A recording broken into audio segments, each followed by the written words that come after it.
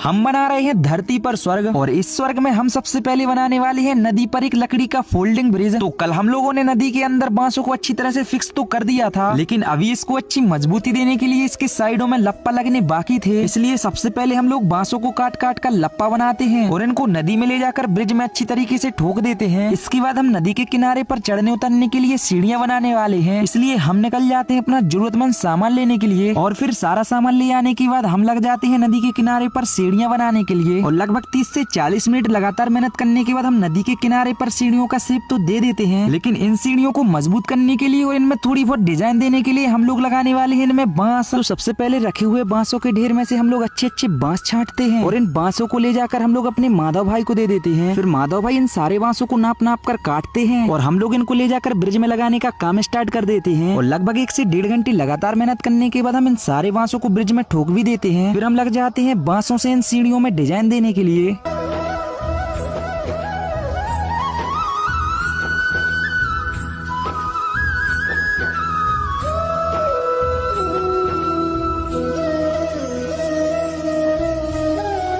और गाइस सीढ़ियों का काम करते करते हमारा फावड़ा ही टूट जाता है। तो जब तक हम लोग फावड़े को सही कर रहे हैं तब तक आप लोग कमेंट करके बताओ कि हम लोगों की बांसों से बनी सीढ़ियों की डिजाइन कैसी लग रही है।